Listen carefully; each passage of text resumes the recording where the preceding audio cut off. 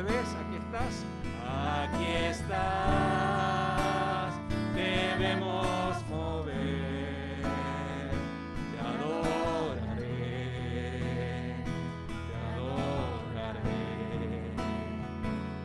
Aquí estás, obrando en mí, te adoraré.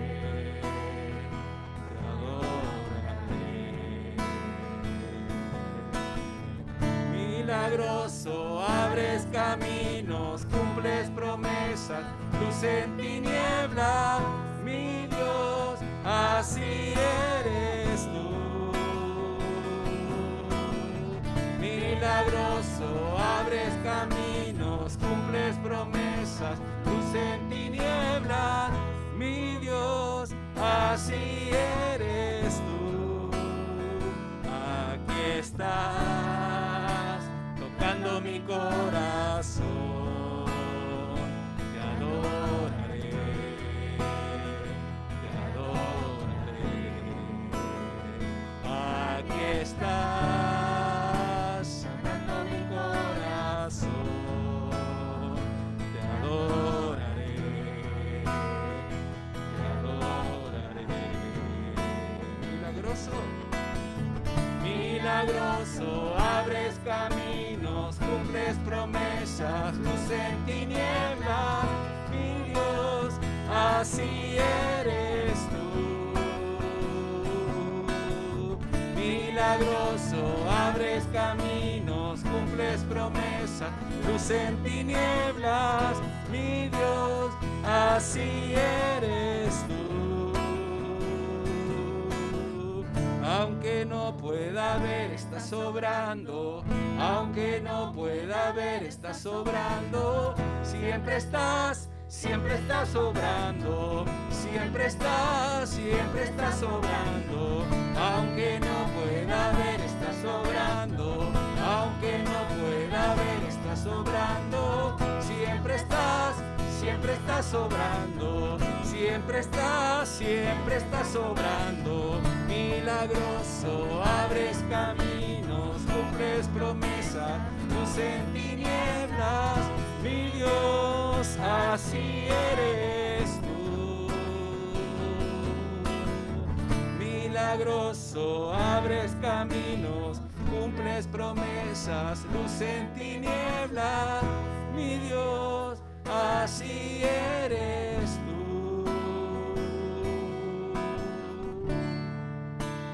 Así eres tú. Así eres tú. Así eres tú. Señor, gracias por darnos la bendición de conocerte, la bendición de confiar en ti. Señor, gracias porque eso lo cambia todo. Gracias porque en medio de un mundo sin esperanza, tú eres nuestra esperanza. Nuestra esperanza no es que las cosas cambien. Nuestra esperanza está puesta en ti. Nuestra confianza está puesta en ti, el único y verdadero Dios, aquel que no cambia ni ha de cambiar. Señor, por eso en medio de cada circunstancia que nos toca vivir, nuestra esperanza está en ti. Así eres tú, milagroso, abres caminos, cumples promesas, y tú nos has sacado de la muerte, de la oscuridad en la que estábamos, a tu luz admirable. Señor, que podamos llevar adelante en cada lugar donde nos movamos la luz de Cristo Jesús, la luz del Evangelio, ponerla bien alto, que alumbre a todos los que están en la casa. Señor, para que tu reino pueda seguir extendiéndose en medio nuestro, que podamos cumplir con la misión que tú nos has dejado, de llevar a todo lugar, a toda lengua, a toda raza, a toda nación, pueda conocer de la buena noticia de Cristo Jesús. Señor, gracias por darnos el privilegio de conocerte y ayúdanos a serte fiel en todo momento para poder llevar adelante tu misión. En el nombre de Jesús oramos. Amén. Hay una lectura bíblica más que me gustaría que podamos tener, el Salmo 55, versículos 16 y 17. Y dice así: por mi parte, yo clamaré a Dios. El Señor vendrá a salvarme. En la tarde, en la mañana, al mediodía, clamaré a Dios, y Él oirá mi voz. ¿Hace esto cada mañana? ¿Hace esto cada mediodía? ¿Hace esto cada tarde? No hay momento del día que sea un impedimento para poder acercarnos al Señor y poder orar, poder clamar al Señor y saber que Dios oirá nuestra voz, que Dios oirá nuestro clamor. Y eso es lo que dice la letra de esta canción, que como dijimos el domingo pasado, cantamos una canción que tenía muchos años, pero que era nueva, ¿no? Si uno no la conoce, es nuevita. Y esta puede ser nueva también para algunos de nosotros. Dice: ora al Señor de mañana, al mediodía también. Ora al Señor por la noche. ¿Qué cosa? Buscando su voluntad. Vamos. Ora al Señor de mañana, a mediodía también. Ora al Señor por la noche, buscando su voluntad. ¿Quién la cantó por primera vez? A ver, hay varias manitos levantadas. Vamos de nuevo. Es bien fácil, ¿no? Bien facilita. Vamos. Ora al Señor de mañana, a mediodía también. Ora al Señor por la noche, buscando su voluntad. Te escuchará de mañana, a mediodía también. Te escuchará por la noche, su camino te indicará. Déjale obrar de mañana, a mediodía también. Déjale obrar por la noche, porque nunca te fallará.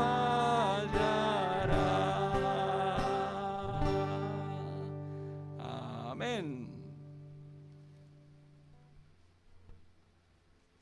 Hace varios domingos tenemos un tiempo de poder compartir motivos de gratitud al Señor y también motivos de oración. Y espero que mientras hayamos cantado esta canción podamos recordar, ¿no?, que el Señor nos escucha y que el Señor responde y que el Señor nunca nos va a fallar.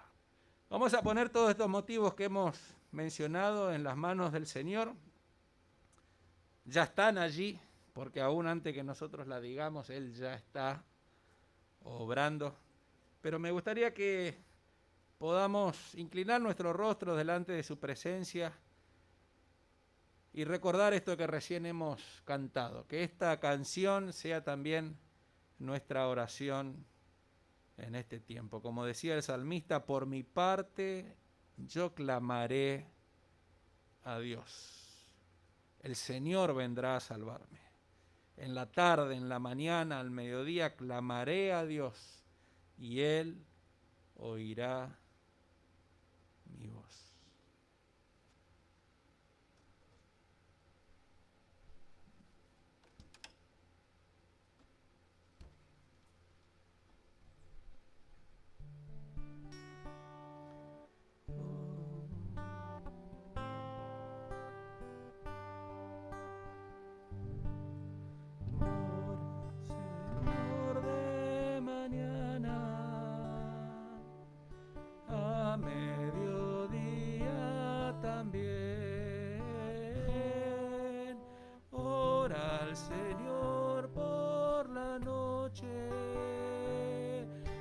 buscando su voluntad.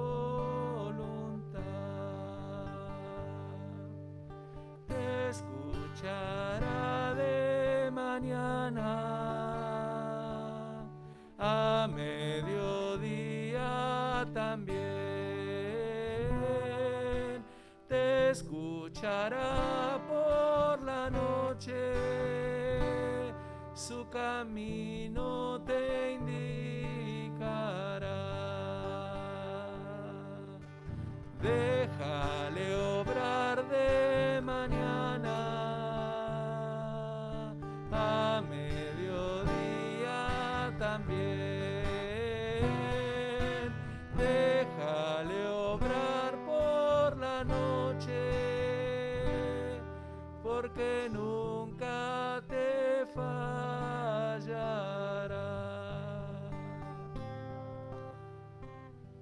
Señor, gracias por darnos el privilegio de acercarnos con toda confianza delante del trono de tu gracia. Gracias por la oportunidad de orar, por la oportunidad de levantar nuestra voz delante de ti. Gracias, Señor, por darnos la oportunidad de expresar cómo estamos, expresar nuestros sentimientos, expresar, Señor, cómo creemos que las cosas suceden alrededor nuestro. Pero, Señor, por sobre todas las cosas, gracias porque en tu palabra, gracias porque en la oración encontramos tu respuesta. Y en ella podemos darnos cuenta quién tú eres. Y aunque nuestro dolor y nuestro clamor pueda ser más grande de lo que podamos soportar o que creamos que podamos soportar, tú eres mucho más grande y mucho más fuerte. Por eso, Señor, en ti está nuestra confianza, en ti está nuestra esperanza. Buscamos hacer tu voluntad porque ella es buena, agradable y perfecta. Buscamos hacer tu voluntad porque es lo que a ti te agrada y porque es en ella que podamos darte a ti la honra y la gloria en nuestro diario vivir. Señor, ayúdanos a buscarte de mañana, al mediodía, por la tarde, por la noche, en todo momento. Que nuestra vida sea una búsqueda de ti.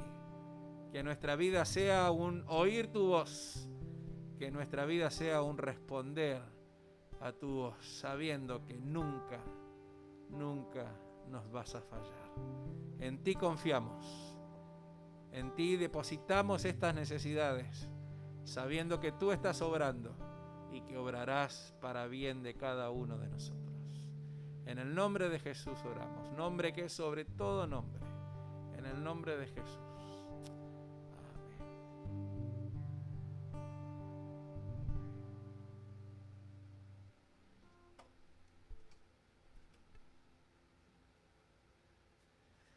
Y una vez más, busquemos en el Evangelio de Lucas, capítulo 18. Vamos avanzando en este precioso evangelio del doctor Lucas, del médico Lucas, del historiador Lucas. Tantas cosas ha sido Lucas, ¿no? Estaba tan preparado para lo que tenemos escrito por la gracia de Dios, por la misericordia de Dios, hoy en nuestras manos. Hermanos, yo creo que muchas veces no nos damos cuenta de la bendición que tenemos como nadie en toda la historia de la humanidad, de tener la palabra de Dios tan cerca de nuestras manos.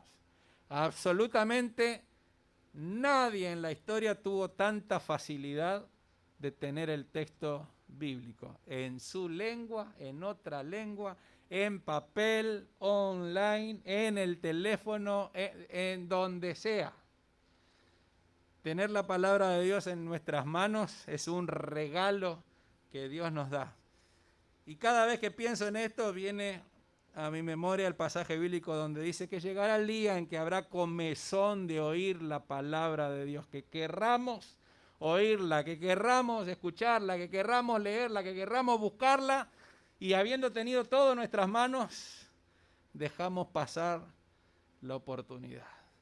Por eso la historia del pueblo de Israel es la que se repite en cada una de nuestras propias historias. Lo cabeza dura del pueblo de Israel en el texto bíblico es lo cabeza dura del ser humano a lo largo de toda la historia. Dios sigue hablando, Dios sigue dándonos oportunidades y está en nuestras manos esa respuesta a la misericordia de Dios.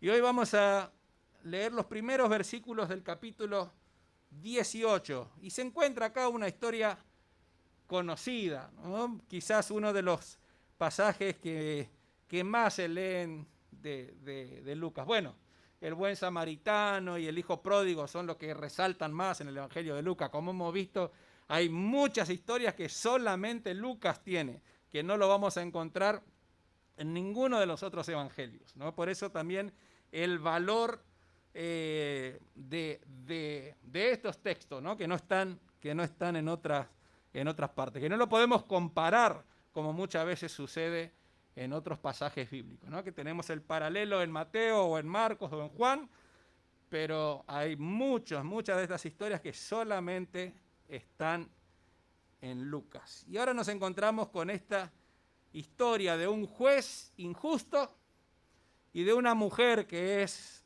viuda. Lucas capítulo 18, versículo 1, comienza así.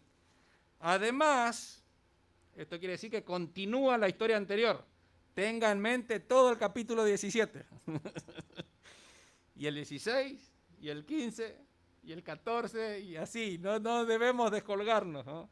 Además, Jesús les contó una parábola en cuanto a la necesidad de orar siempre y de no desanimarse. Ahí ya está diciendo el propósito del por qué cuenta esta parábola, esta historia Jesús. La necesidad de orar siempre. Esta es una necesidad del ser humano, una necesidad especialmente del discípulo del Señor. La necesidad de orar siempre y no solamente eso, y de no desanimarse, de no desmayar. Les dijo, versículo 2, en cierta ciudad había un juez que no temía a Dios ni respetaba a nadie, no respetaba a los hombres, dicen otras traducciones. En esa misma ciudad había también una viuda, la cual acudía a ese juez y le pedía, hazme justicia contra mi adversario. Pasó algún tiempo y el juez no quiso atenderla, pero después se puso a pensar. Otras traducciones dice, se dijo a sí mismo, ¿no? Cosa que repite mucho Lucas. Aunque no temo a Dios, ni respeto a nadie, esta viuda me molesta tanto que voy a hacerle justicia. No sea que siga viniendo y me agote la paciencia. Dijo entonces el Señor, presten atención a lo que dijo el juez injusto. ¿Acaso Dios no les hará justicia a sus elegidos que día y noche claman a Él? ¿Se tardará en responderles? Yo les digo que sin tardanza les hará justicia, pero cuando venga el Hijo del Hombre, ¿hallará fe en la tierra? Hasta allí vamos a leer el día de hoy. Esta historia donde encontramos estos dos personajes, el juez, un juez injusto en una ciudad que no sabemos cuál era, no la menciona en otros lugares. Lucas nos ubica, ¿no? En Samaria, entrando a Galilea, pero acá en cierta ciudad. ¿Por qué? Porque no está allí el detalle, no está en qué ciudad fue el detalle. Tampoco está las descripciones porque nos vamos a dar cuenta que no sabemos cuál fue el delito, cuál fue el problema, por qué estaba delante del juez. Hay muchos detalles que no están, porque eso no es lo que importa. Lo que importa de esta historia es lo que dice al principio. La necesidad de orar y de no desmayar, la necesidad de orar, de perseverar en la oración, la necesidad de no desanimarse cuando las cosas no salen como uno quiere o como uno espera. Recordemos un poquitito en dónde estamos, cuál es el contexto de esta historia que Jesús está contando. Es la historia de una viuda y de un juez, ¿no? Es un juicio, está delante de un juicio. Pero ¿de qué venimos hablando? Si ustedes se acuerdan, está la discusión acerca del reino de Dios. Así termina el capítulo 17. De la cercanía, de la proximidad del reino de Dios. ¿Dónde está? ¿Cuáles son las señales? El reino de Dios y el regreso de nuestro Señor Jesucristo, la manifestación del Hijo del Hombre, como dice Lucas allí al final. Y todo eso también hay una dimensión de juicio. Uno será alzado y otro será dejado. Bueno, el reino, el regreso del Señor, el juicio, y ahora continúa un juicio, una viuda, un juez injusto y la oración. La oración está metida en el medio de un loquero, si se da cuenta. La oración está metida no en un momento agradable de la persona, sino en medio de, como digo, la proximidad del reino, el regreso de Cristo Jesús, el juicio de Dios. Y aquí este ejemplo de la oración en medio de una necesidad. Primer personaje que aparece, el juez. Allí hay algunas descripciones y por la descripción que tenemos nos damos cuenta que no era un juez judío. No porque el judío haya sido más buenito, sino por las características que tenían los juicios en ese tiempo. Fíjense las descripciones que están allí del juez. No temía a Dios. Buena persona, ¿no? Está especial para cubrir un lugar de justicia, ¿no? No temía a Dios y no respetaba a los hombres. Así nomás empieza. Todo lo que tenga que ver con la vida religiosa y todo lo que tenga que ver con la vida social está ahí resumida. No temía a Dios, no respetaba a los hombres. Pero la descripción que Jesús da también es que demoraba la justicia injustamente. No hacía el trabajo, tardaba por un tiempo, no lo atendió. La mujer necesitaba algo y no la atendía. ¿Por qué? Porque no quería atenderle nada más, ¿no? Característica, no sé si verá algún parecido, ¿no? ¿Cómo dice la frase? Un parecido con la realidad es pura coincidencia, ¿no? Algo así. Y la descripción que aquí no está escrita, pero que con toda seguridad quienes estaban escuchando la historia sí la tenían presente, era que estos jueces se movían por dinero, eran pagos. Si uno no tenía influencia y uno no tenía dinero, no iban a moverse a su favor. ¿Por qué decíamos que no era seguramente un juez del pueblo? Porque la situación seguramente no era una situación del pueblo. Porque el pueblo de Israel resolvía sus asuntos que tenían que ver solamente con las leyes del pueblo de Israel, con leyes que tengan que ver con lo religioso, se resolvía dentro del pueblo.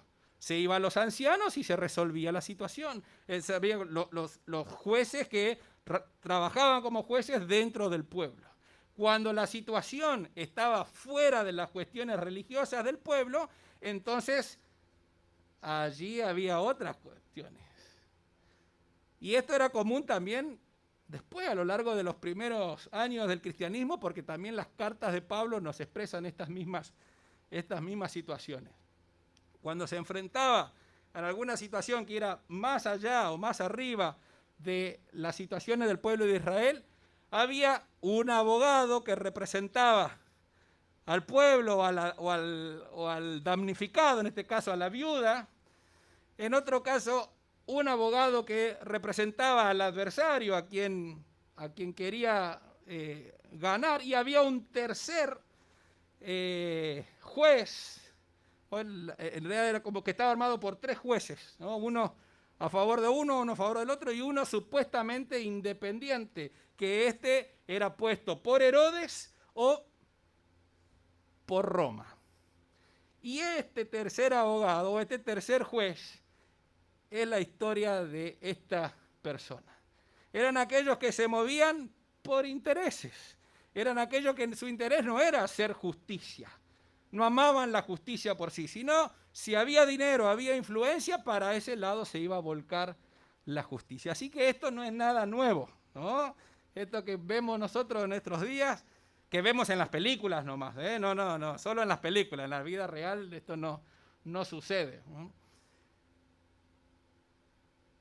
Jueces que se mueven por dinero, por interés, por influencia.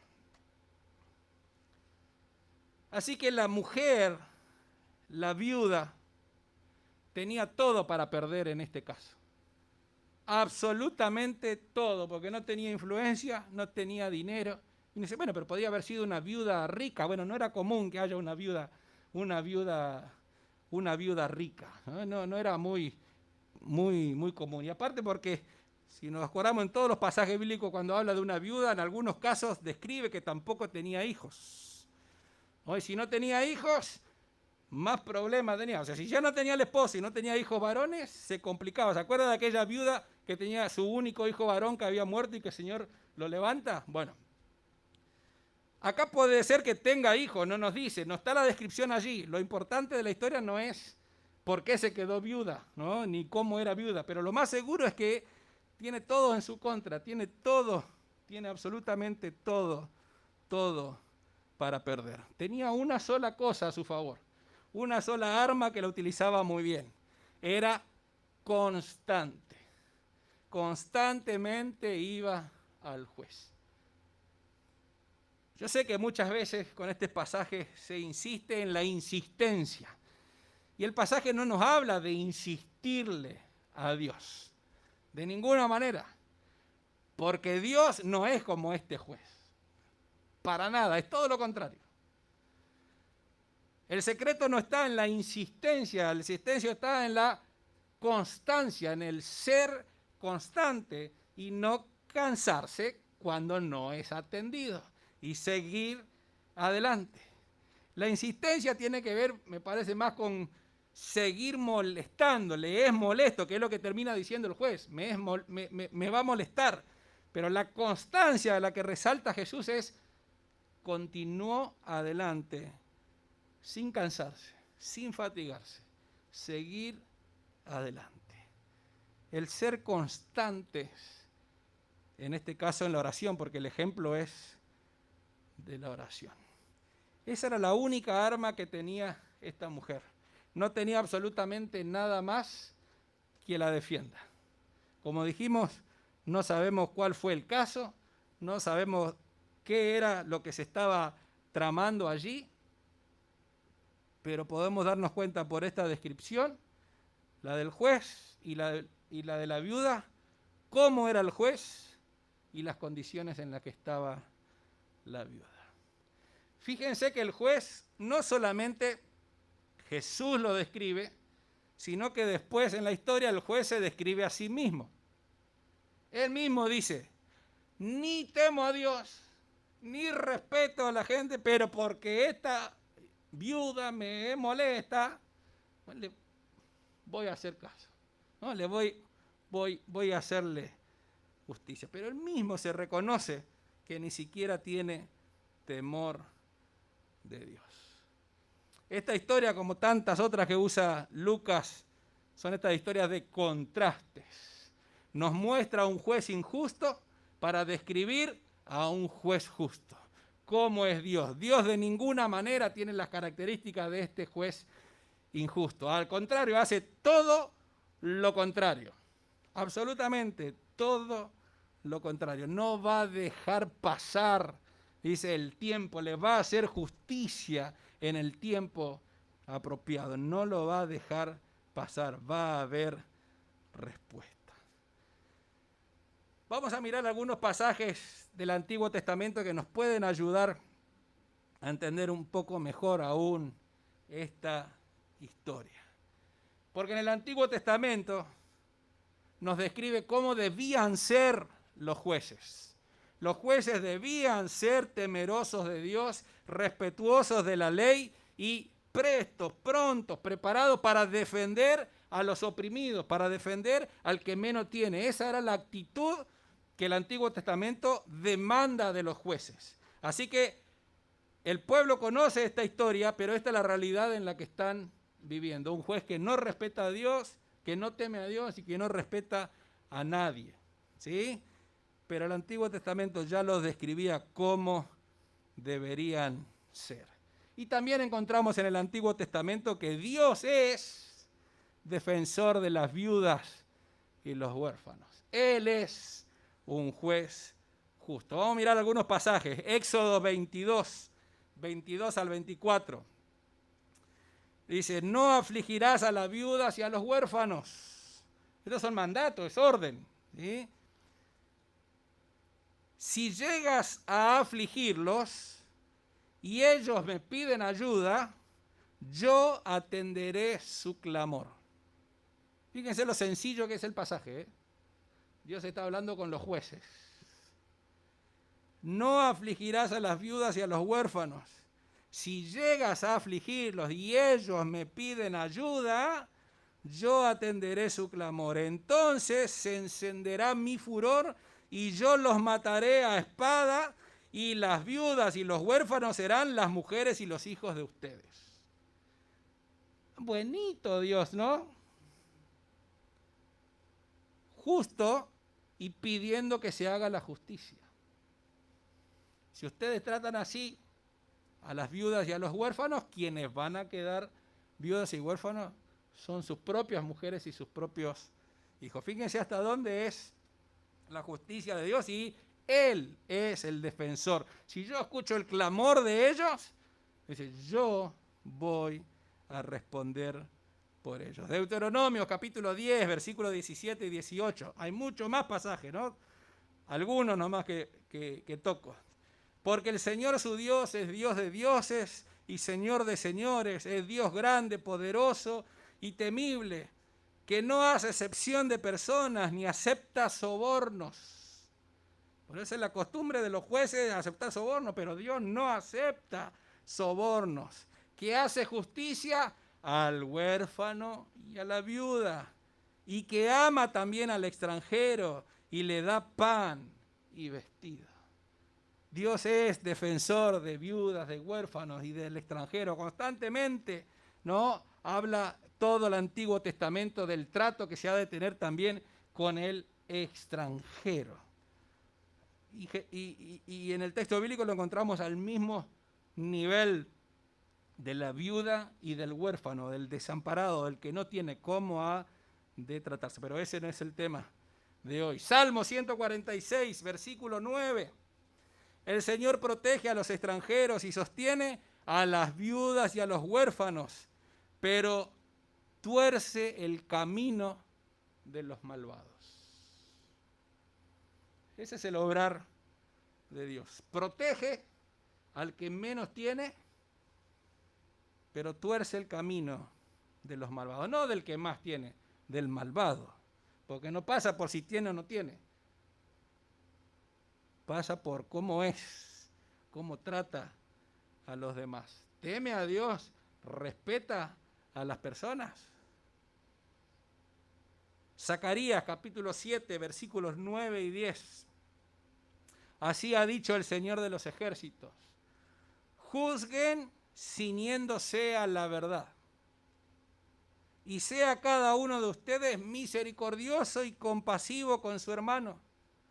No opriman a las viudas, ni a los huérfanos, ni a los extranjeros, ni a los pobres, y nunca abriguen malos pensamientos en contra de sus hermanos. Esto no es solamente para los que tienen un rol de juez. Esto es el rol de todos en el pueblo. Todo en el pueblo debe juzgar ciñéndose a la verdad. Nuestro juicio debe estar marcado por la verdad, debe estar sostenido por la verdad. No hay que darle lugar a aquello que no es verdad. Juzguen ciñéndose a la verdad, y sea cada uno de ustedes misericordioso y compasivo. Esa es la manera en la que se debe juzgar y tratar al otro. Y que nunca abriguen, nunca alberguen un mal pensamiento hacia los hermanos. Después, si ustedes quieren seguir leyendo el versículo 11, dice, pero ellos no quisieron escuchar. Pero bueno, ahí nos metemos en otro lío. No quisieron escuchar. Todo el Antiguo Testamento nos muestra cómo debían ser los jueces. Todo el Antiguo Testamento nos muestra que Dios es defensor de las viudas, como el caso de esta viuda que tenemos en Lucas. Y como dijimos, Jesús no detalló el delito ni el adversario. No lo dice porque el tema no está allí, sino como dijimos, en la perseverancia, en el no desmayar, el no desanimarse. A veces nos es más fácil perseverar cuando las cosas van bien, cuando va viento a favor. Ahí nos mantenemos. El tema es cuando las cosas van en contra, cuando las cosas no salen como uno quiere. El perseverar. Tarea para la casa. ¿Cuántas veces en la Biblia nos habla de la perseverancia, de la constancia, del permanecer? Ese es el secreto de la vida cristiana, el perseverar. Así como esta viuda era perseverante en la oración. Era perseverante en este clamor de justicia. Fíjense que la viuda no estaba pidiendo algo para sí, no era un pedido personal, no era algo que estaba, según ella, necesitando, no, era justicia, que se haga justicia. No sabemos cuál era otra vez la situación, pero ella está clamando por justicia. Aún si la justicia, cuando se hace justicia, no me favorece a mí. Porque que me favorezca a mí no necesariamente es justicia. Nosotros muchas veces le llamamos justicia para cuando las cosas salen para mi lado. Pero puede ser que sea justicia y las cosas no salen para mi lado. Por eso Dios es un Dios justo. Y cuando el clamor de esta mujer era justicia, que se haga justicia, ceñida a la verdad, ceñida a la necesidad y sabiendo que Dios es Dios juez justo. Hay una historia que puede relacionarse muchísimo con esto, porque todo el pueblo de Israel conocía de esta historia. Segunda de Reyes, capítulo 4. Cuando la empecemos a leer, seguramente se va a acordar de ella. Segunda de Reyes, capítulo 4, los primeros 7 versículos. La viuda de uno de los profetas se presentó a Eliseo con la siguiente súplica: mi esposo, siervo tuyo, ha muerto. Tú bien sabes que él era, y fíjense cómo dice, temeroso de Dios. Aquel juez no era temeroso de Dios ni respetaba a las personas, ¿no? Tú bien sabes que él era temeroso del Señor. Pero nuestro acreedor ha venido ahora y quiere llevarse a mis 2 hijos para venderlos como esclavos. Puede ser una situación similar la de esta viuda de Lucas, ¿no? Aunque no lo dice porque ese no es el tema, pero se puede asemejar muchísimo, ¿no? Puede ser que esto esté sucediendo. Era muy común, era lo más común que pasaba cuando alguien quedaba viuda. El acreedor, el dueño del lugar donde vivían, bueno, ahora no me puedes pagar, listo, tus hijos son esclavos míos, me pertenecen a mí ahora. Este era el dolor de esta mujer, por eso habla con Eliseo y dice, mi esposo ha muerto, él era un temeroso del Señor y esto es lo que nos está pasando. Nuestro acreedor ha venido ahora y quiere llevarse a mis 2 hijos para venderlos como esclavos. Eliseo le dijo, ¿y en qué te puedo ayudar? Dime qué es lo que tienes en casa. La viuda dijo, esta sierva tuya no tiene en casa más que una vasija de aceite. Entonces Eliseo le dijo, ve y pide a tus vecinos que te presten algunas vasijas vacías, todas las que puedas conseguir. Luego entra en tu casa y enciérrate con tus hijos. Echa aceite en todas las vasijas y ve apartándolas conforme las vayas llenando. La viuda se fue a su casa, cerró la puerta atrás de sí y se encerró con sus hijos. Y conforme ellos iban trayendo las vasijas, ella la iba llenando de aceite. Cuando todas las vasijas estuvieron llenas, ella le pidió a uno de sus hijos que le pasara una vasija más. Pero en cuanto su hijo le contestó que ya no había más vasijas, el aceite se terminó. Entonces ella fue a contárselo al varón de Dios y este dijo: ahora ve y vende el aceite y págale a tu acreedor y tú y tus hijos vivan de lo que les quede. ¿No será que Dios es un Dios justo y que Dios responde el clamor y Dios responde la oración y hace justicia? De esta manera maravillosa, ¿no? ¿Qué tienes en tu casa? Un jarrón con aceite, es todo lo que hay. Si hoy el Señor nos pregunta, ¿qué tienes en tu casa? ¿Cuál sería nuestra respuesta? Creería, quizás, no sé, tipo, sí, Señor, perdóname, no tendría que pedirte nada. Y pegar la vuelta. ¿Qué tienes en tu casa? Una vasija con aceite. Bien. Pide, busca todas las que te puedan prestar. Y cuando todas estas fueron llenas y ya no quedaba más, dice, aquel aceite dejó de producir más, se cortó allí. Pero ahora viene la respuesta. Lo que Dios hace alcanza para pagar al acreedor y también para seguir viviendo. Con lo que les queda, vivan ustedes. La respuesta del Señor nunca va a ser corta. La respuesta del Señor nunca se va a quedar a mitad de camino. La respuesta del Señor no solamente va a solucionar un conflicto, sino que va a solucionar los conflictos. La mujer, la viuda, nunca habló de que después nos van a quedar para vivir. Su problema, su preocupación era, ahora viene el acreedor y nos quiere sacar todo y se quiere llevar a mis hijos. Pero la respuesta del Señor es, el terreno ha de ser tuyo y tus hijos van a seguir estando contigo y van a tener con qué vivir. Dios es un Dios justo, un juez justo. Pero algunas cositas importantes en cuanto a la constancia de la oración.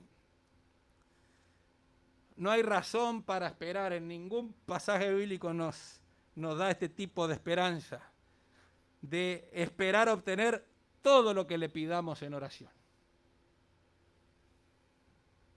Sí vamos a encontrar en que Dios va a responder, que Dios va a escuchar y que Dios va a hacer como en esta historia de la viuda y Eliseo, va a obrar de maneras maravillosas, pero no siempre tenemos que esperar lo que le pedimos, porque los no de Dios también son su respuesta, porque Él sabe más que nosotros lo que necesitamos, porque Él conoce mucho mejor si eso que le estamos pidiendo es realmente una necesidad o no es una necesidad, o si eso es para nuestro bien o no será para nuestro bien.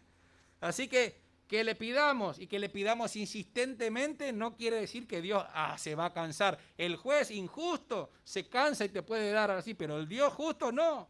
El Dios justo dice no, hace justicia diciendo no, esto no es para ti.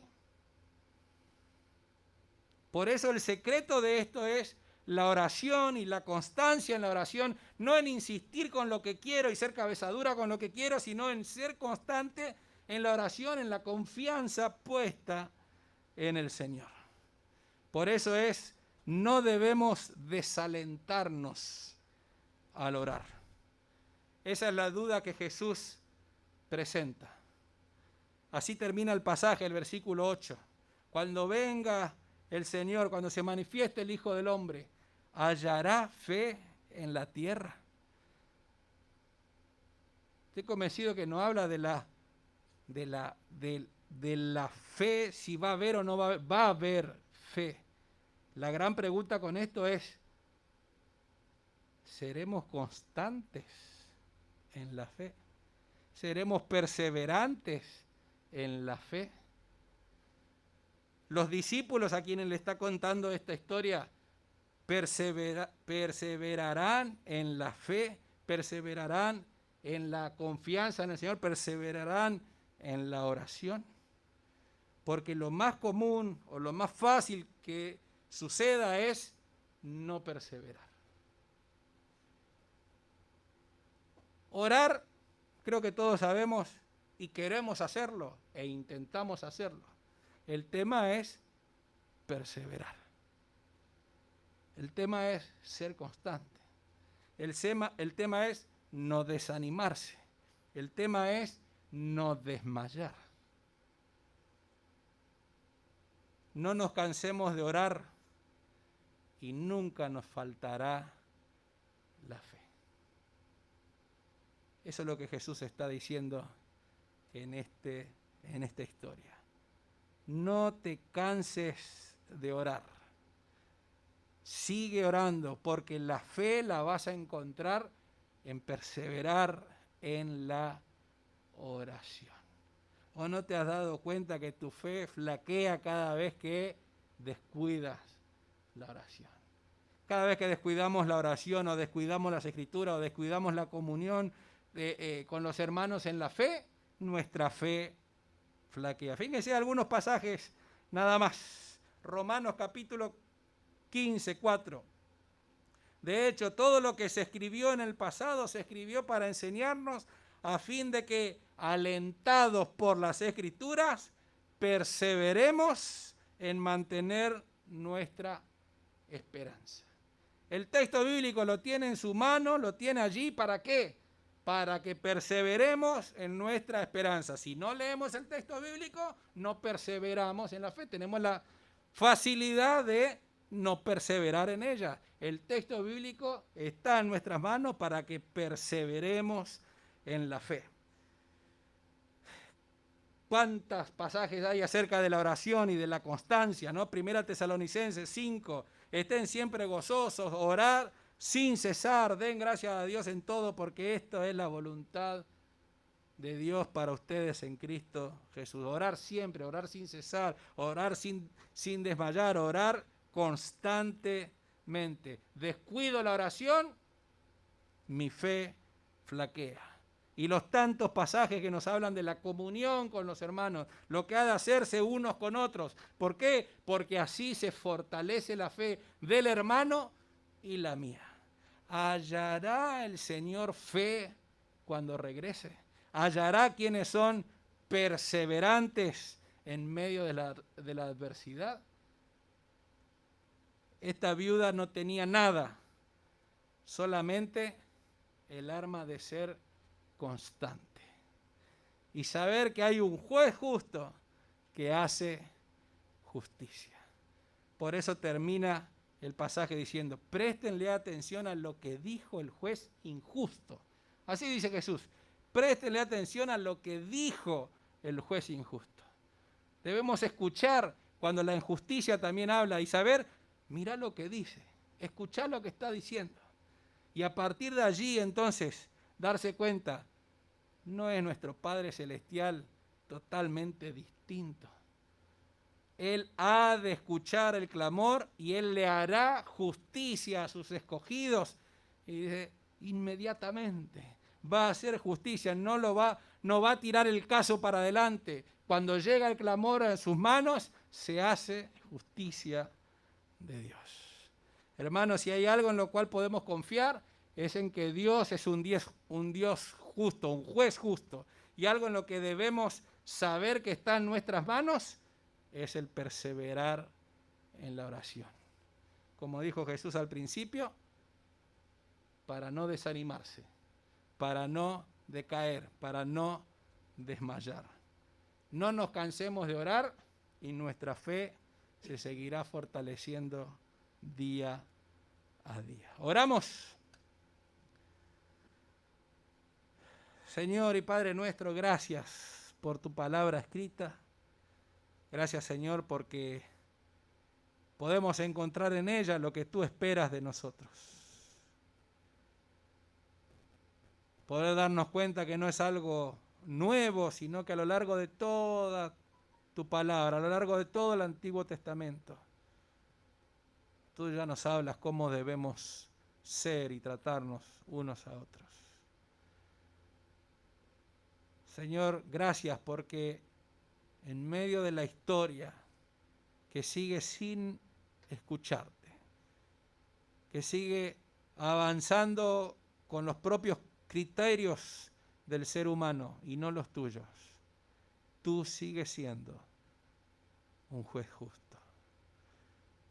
Señor, gracias porque el día de hoy podemos confirmar una vez más en tu palabra, aquella que nos anima a seguir adelante, al ser constantes en la oración, al perseverar, porque tú eres un Dios justo. Señor, que tu justicia se pueda hacer en nuestras vidas, que tu voluntad se pueda, Señor, abrir delante de cada uno de nosotros para que podamos caminar en ella. Ayúdanos, Señor, a buscarte de mañana, de tarde y de noche. Ayúdanos a escuchar tu voz de mañana, de tarde y de noche. Ayúdanos a confiar en que tú has de responder a nuestro clamor. Y nunca, nunca nos vas a fallar. Bendito sea tu nombre, oh Dios, porque solamente tú eres bueno, porque solamente tú eres fiel y justo. En el nombre de Cristo Jesús oramos. Amén.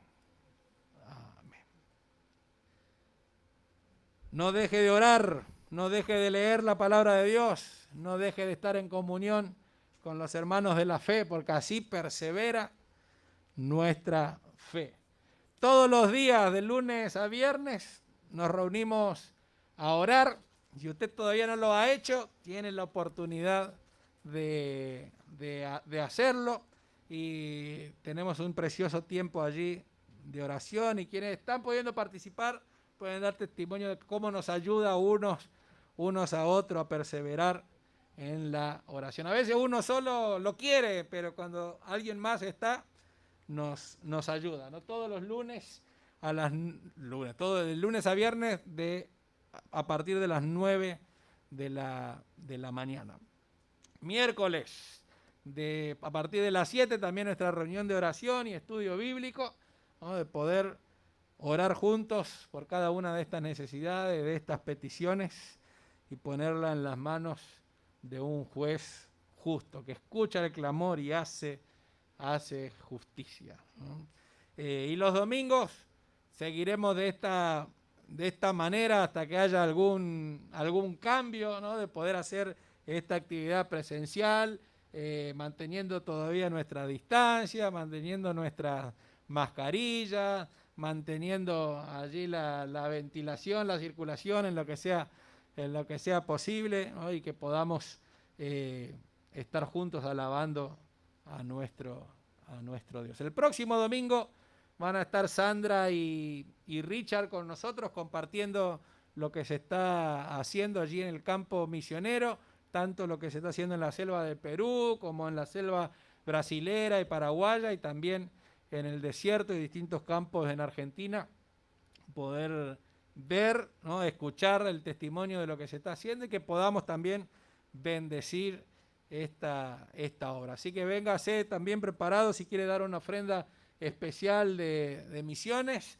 enfocada a las misiones, que podamos también estar preparados para ellos, ¿no? Nunca deje de orar, nunca deje de leer la palabra de Dios, nunca deje de estar en comunión con los hermanos y nunca deje de darle al Señor lo que es del Señor, ¿no? Lo que le pertenece al Señor, déselo al Señor, porque es mejor que estén en sus manos, ¿no? El Señor siempre nos bendice. Bueno, creo que son todos los anuncios que tienen que ver con la vida de nuestra iglesia. El próximo domingo, como digo, véngase preparado para escuchar allí el mensaje a través de nuestro hermano Richard y Sandra, ¿no? De poder compartir con todos nosotros. Que el Señor nos bendiga. Nos vemos el próximo domingo, si Dios así lo permite.